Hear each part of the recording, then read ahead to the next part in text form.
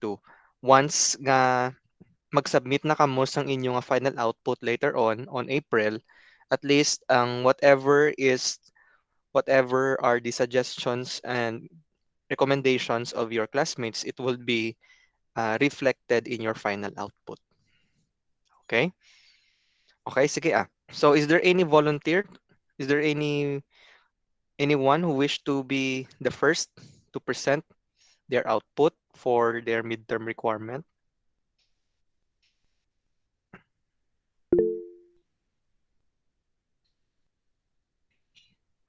Sino to nag-raise hand? Kami, sir. Mr. Season, was that you?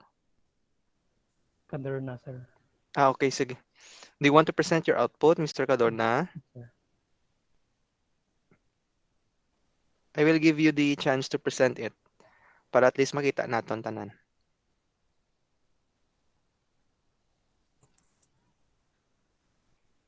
Okay.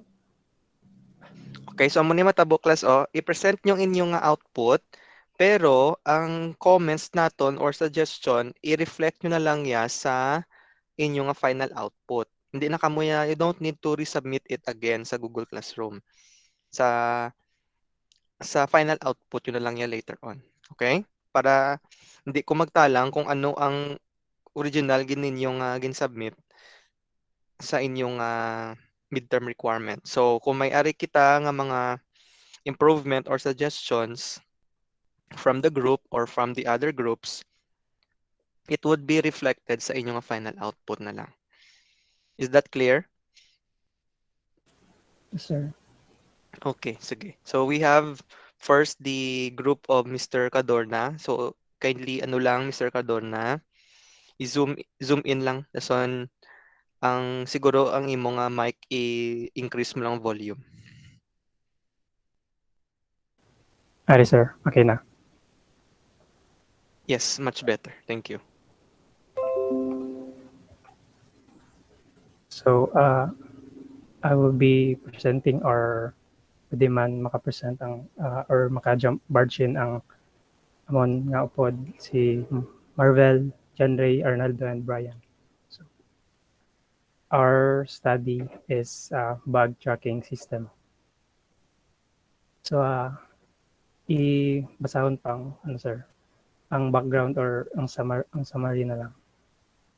Siguro mas just brief lang, di na pagbasagit, Sige, i-brief sir. description lang sang chapter 1 or ano ang rationale sang inyong nga study, nasun proceed ka na lang sa chapter 2. Kay ang importante yung chapter 2. Okay, so discuss ko na yung why we came up with this system, and then shortly we'll go to chapter 2. So, bug tracker. A bug tracker is a software development system used to track or monitor the bugs or errors in a software. So, bug tracker is an application that lets developers track bugs during coding and testing phases of the software development process. These days, ang mga bug tracking applications can be a bit overwhelming at first, and most of these applications are designed specifically for large corporations and cross-functional teams. So, and some of these features hindi man helpful sa mga small teams or like mga students nga gaobra softwares for their projects or thesis. So we decided to make a bug tracker system with simplicity and usability in mind. So, and I'll briefly discuss ko lang ang objectives. So, this study generally aims to design, develop, and test a bug tracking system that's specifically designed for students of CAMSIA-LIHIS. So, design and develop a bug tracker with the following features. So, auto refresh. Main features of it are auto refresh, simple and easy to use UI, role designation to team members, and email notifications. So, in auto refresh, we can leverage in auto refresh, we can use technologies like React and Socket.io to get real-time data from the database. So React is basically uh, a front-end framework written in JavaScript. Also can write JavaScript in it. That is founded that the idea of DOM manipulation, DOM is in the HTML. It's an expensive operation. So React solves this by giving the developer a virtual DOM so ma-refresh siya without having to reload the entire browser. And then simple and easy to use like that. Self-explanatory and role designation. Uh, this bug tracker has two main modules. The lead dev or an admin and team members. The lead can assign bugs to the team members and assign bugs and tama na siya basta ang lead may admin power siya sa Dira app. And then the team members would be maka-comment sila sa mga bug and maka-discuss sila with their teammates. And email notifications. Email would be fired if the email event would be fired if one of three states would occur. If if ang bug na ma-edit siya and the ang maka-receive sang email is ang only the participants in that bug. So, and then test the quality of the bug tracking system in terms of secure login, creating bug entries, intuitiveness, and UX accessibility. Conceptual framework. Diretso na chapter 2, sir. Excuse me, Mr. Cadona. So basically, ang choose nyo sa tatlo ka-title is this bug tracking system, correct? Yes, sir. So ano ni siya ang gusto nyo matabo? Do you have already a beneficiary if ever i-pursue nyo ni siya sa inyong thesis? Sir. Mainly for students and small teams, sir. Okay, ang currently ang bug trackers is like huge and overwhelming ang mga features and So, okay. So ano klase nga bug diin anong klase nga bug anay ang inyong gusto nga i-track? sa ano, sir, kanang ang sa during the development process ng mga bugs, sir. So bali ma-track siya. So bali ang ano ni siya system ni siya or Yes, sir, system bali so web application. so may mo kamo web application nga ang purpose is to track whether may ara sang bug? Yes, sir, Ah, and also para ma-organize para di sila balo if ano ang states ang amo ng bug sinong assign. a bug during the process or a bug during installation? Anong klase nga bug? Sa diin makita nga bug? Tanan gid nga bug? During development process, sir. Ang software pwede man ang wala pa may ka. Kay ang ambal mo bi ng bug tracking system. So from what I understand nga tanan nga bug ang inyong nga i-track. Kag dapat i-specify nyo kung anong klase nga bug ang gusto nyo nga i-track kag kung sa diin nga bug. Kay may ara man nga let's say may ara ka nga i-install nga application, gin-download mo siya kag i-install mo siya tapos gin-open nyo ang inyong nga system. So may ara be for instance bug during the installation process. Suppose may ara man bug during kung ano pag klase nga bug, dapat Ay, i-specify nyo lang. yes, sir. Okay, So bali klaro para hindi bala ka mumayawan sa ulihi. Kay kung generalize nyo siya, so it will be expected from you na tanan nga mga application, tanan nga website, tanan nga bug, i-track nyo. ay hindi, sir, bali sa isa lang ni siya bali sa isa ka team bali dira nila ma-track ang ilang bugs. So bali ang amo na siya nga application is for hindi siya I think imong pag ano, sir, like i-scrape mo yung mga bugs. Bali ang purpose is sa isa ka team For example, may development team, so di magid na maiwasan na may mga bug, so diri nila i-track or so bala nila ano ang resolution ang if na resolve na mo nga bug and sino ang assign nga ga-work sa ga-fix sa mo nga bug fix. So guaya daw antivirus nga daw may bug siya nga capability ang inyong nga system? Hindi sir, more on like siya sa Jira, but ang Jira is project management man, pero So amo na siyang gusto niyo. Kaya mo lang na specify niyo lang para hindi ka mamayawan. eh, Kung mas specific niyo pagad inyo title, much better pagid kung ano kasi nga bug.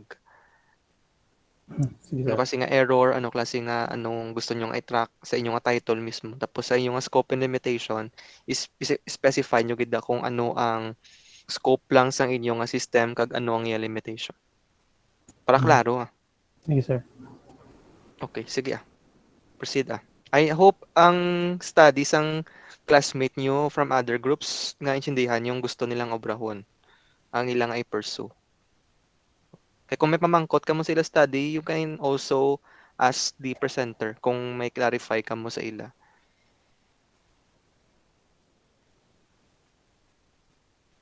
So, may ara, pamangkot sa ilang nga study from other groups.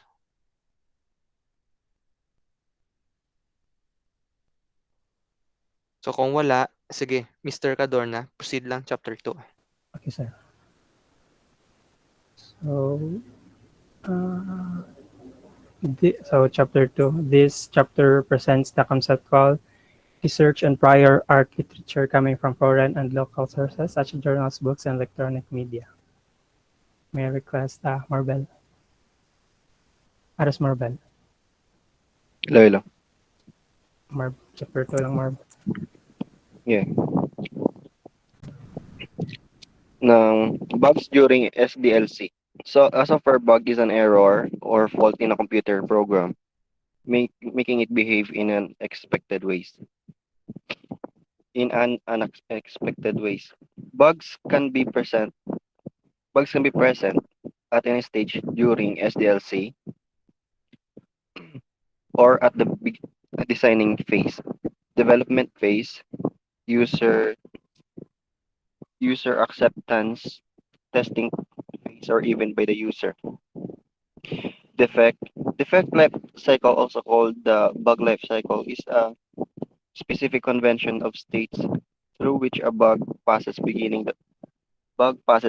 from the phase of discovery to defect fixation. The number of states that a defect is meant to pass through varies from organization to organization and project to project.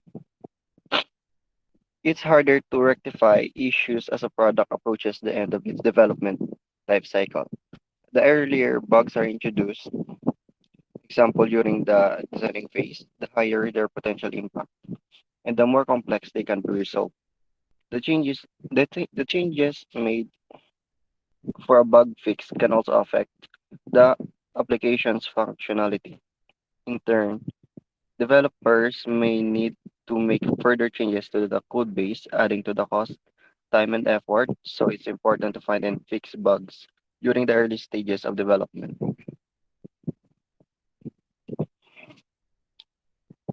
Bug tracker systems. Bug tracking helps the software developers in knowing what the error is, resolving it, and learning from it. Working on a software project includes managing the bugs the developers will find. At first, they might list them on a spreadsheet, but when the number of bugs becomes too large and a lot of people must access and input data on them, they have to give up this spreadsheet and instead use a bug or issue tracking system.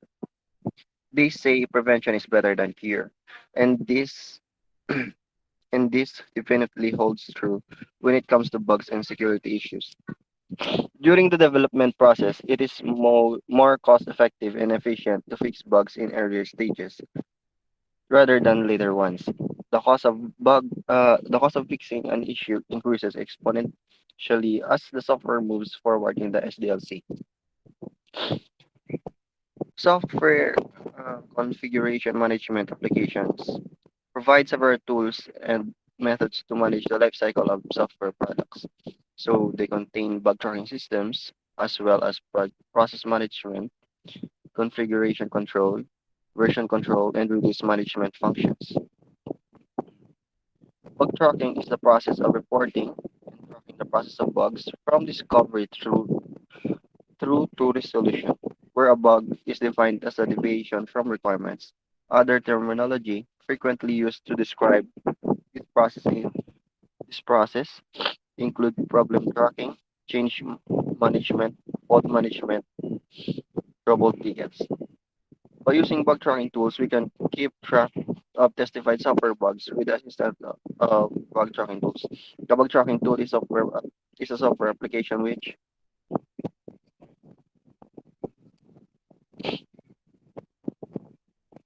helps the computer programmer to keep track of all the reported software bugs. Bugs can be of many types, ranging from quality user interface, server, to security ones. Summary of insights.